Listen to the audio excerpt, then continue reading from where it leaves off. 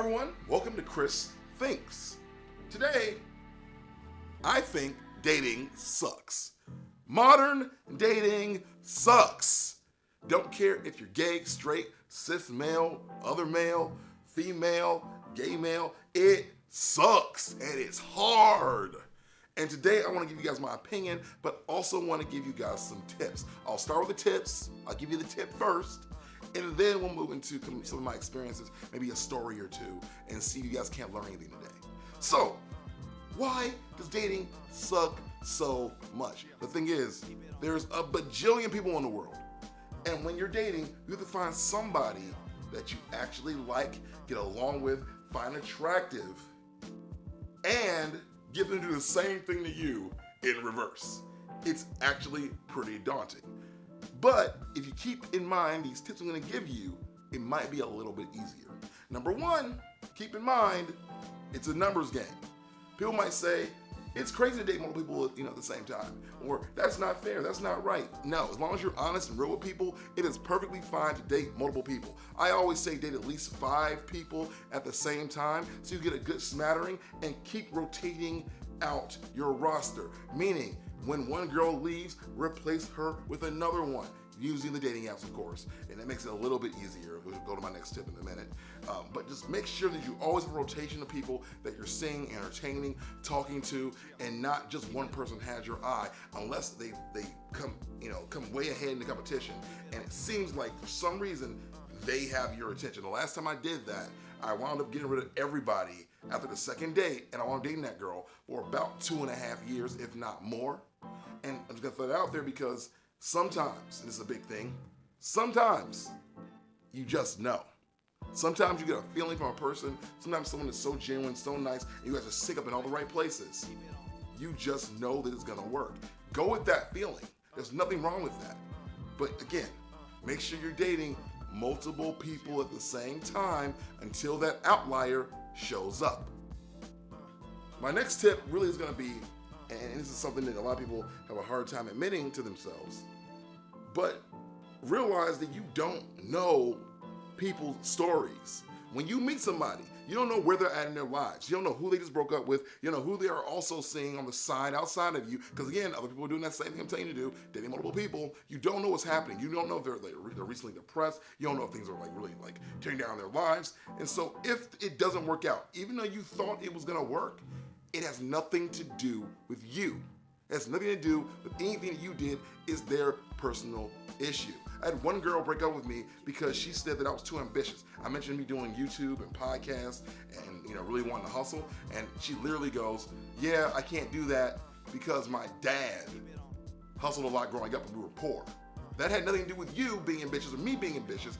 It had to do with her having an issue and a fear because of something her dad did. And I couldn't take it personal. I was like, I was hurt. I really liked the girl, but at the end of the day, it didn't really matter because I knew she was the only fish in the sea. So I moved on to the next one. I wasn't destroyed. I was obviously a little bit hurt because I did like her, as I mentioned. But ultimately, I knew that she's not the only person for me. And it's also a really important thing. Even if you meet somebody who's really special, if you meet somebody who really catches your eye, you're like, oh man, this person's everything I want, they're everything I need. Ooh, I need you. That person is an amalgamation of different personality traits that you enjoy. You could probably find in somebody else because of all the bajillion people in the world.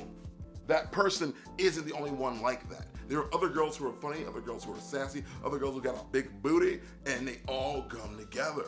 You know what I'm saying? She's not the only one. She's not the last one. Do not let it destroy you. And don't hate her for not being into you or being where you want her to be. Because again, you don't know where she's at in her life. You don't know where she's at right now. She could be literally anywhere on a stage of everything. I've met girls I had to turn down because I wasn't in the right place to date them. Or I dated girls who were like, I feel like you're not over your ex yet. And I wasn't. And it wasn't because these girls were lower quality or anything wrong with these girls. It was mostly that I wasn't ready and I wasn't aware that I wasn't ready. And I tried, and sometimes trying is all you can do, right? That's all you can do is just try. But you might find out when you try that it's just not working. And you shouldn't feel bad for that, okay? Next tip I'm gonna give you, this is a really big one that I think has really helped me out, especially with the dating on the apps and whatnot is realizing it's a numbers game. I said it earlier, but I'm gonna really reinforce it. It is a numbers game. The more you date, the higher chance you have of finding a mate. I have friends who like look at me like, how are you dating so much? How do you keep getting girlfriends? I don't understand. You have a girlfriend every year. How do you do it? You know, not every year. You know, I have a girlfriend regularly, right? How do I do that? How do I do it? Well, the answer is I play the numbers game. I play the game well, and I always keep my nose open for the next opportunity, but I also keep myself open for the next opportunity. I don't have walls up. I'm not afraid of falling in love. I'm not afraid of commitment. I just want to meet the right person and have the right things in front of me, right? And in order to do that, though, you have to know what you want. A lot of people go out there dating and they don't know what they want. And it makes it even harder for them because they'll just take anything and wonder why it's not working out. Oh, no guy wants me. Oh, no girl wants me. Well, the thing is, the right person will want you. When you have someone that it works out with, there's a reason it works out, because you had the right things in common. When they want to see you more than once, when you're not just a booty call, right? When you're not expendable anymore, it's when you've met the right person. And I think sometimes it's worth thinking about, like, what do I really want in a girl? What do I want in a man? What do I want in a partner? What makes me happy? And the thing is, if you don't tell that person those things, let's say you're dating like these 5 girls, right? In like that 5-girl like situation, if you're not telling them what you want from them regularly, they don't know to do it.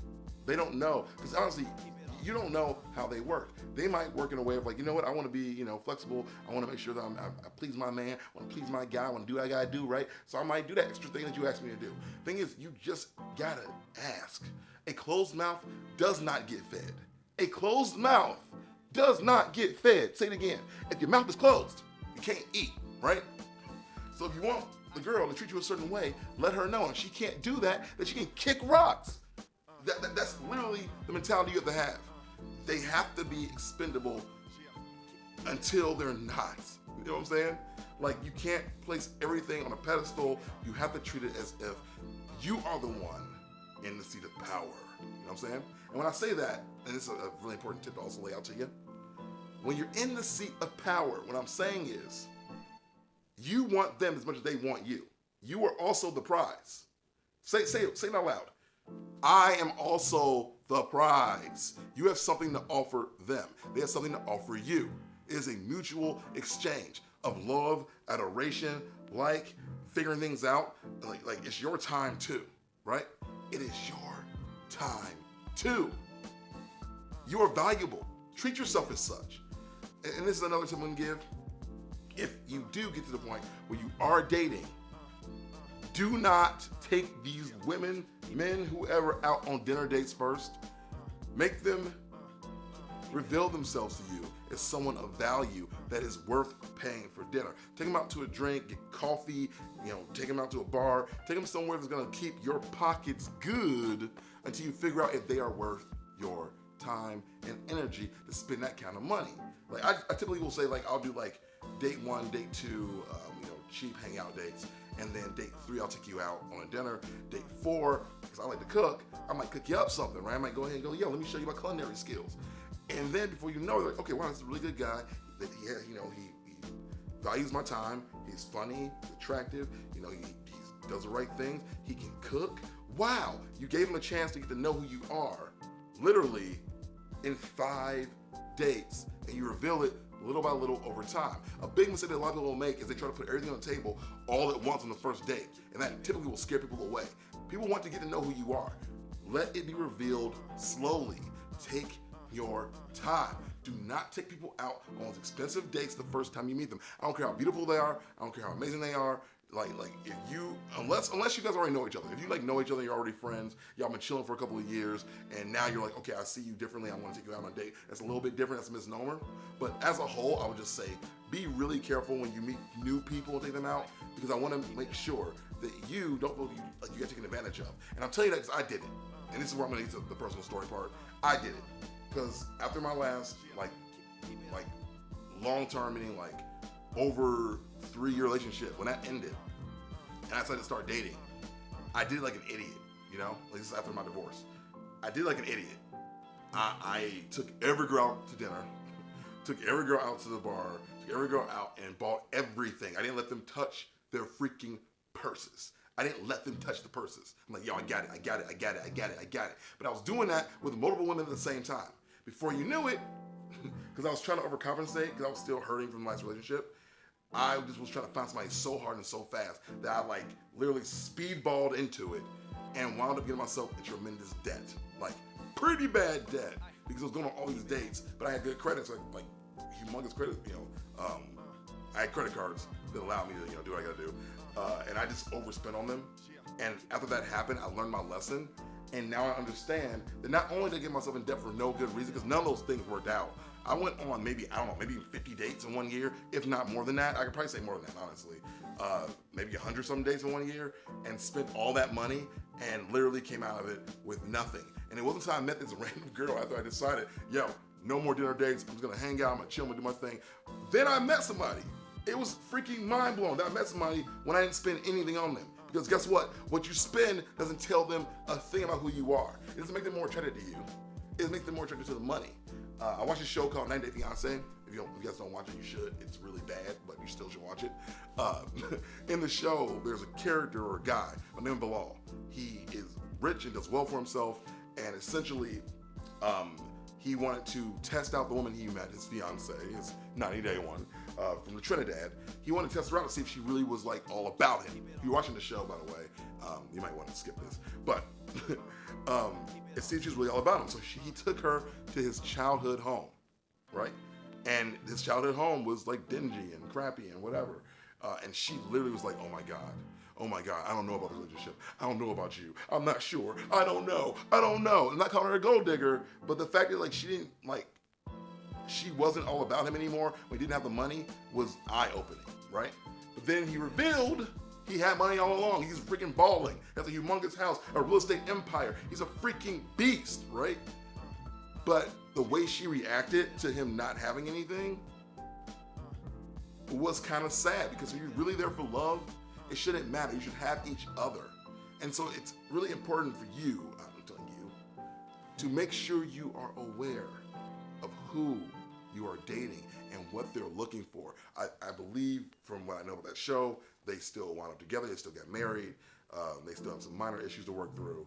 But at the end of the day, they do have love now. But I just feel like I wish, and I want, this is what I want. I want the kind of love where if I don't have anything, you still want me. If I don't have anything, you'll give to me because you love me that much. I have a friend, a really good friend, whose now wife held him down while he was going to school to figure out what he wanted to be, right? He graduated from college, wasn't sure he wanted, kind of slept on the couch a lot, was kind of like, not being lazy, but just was like very unfocused.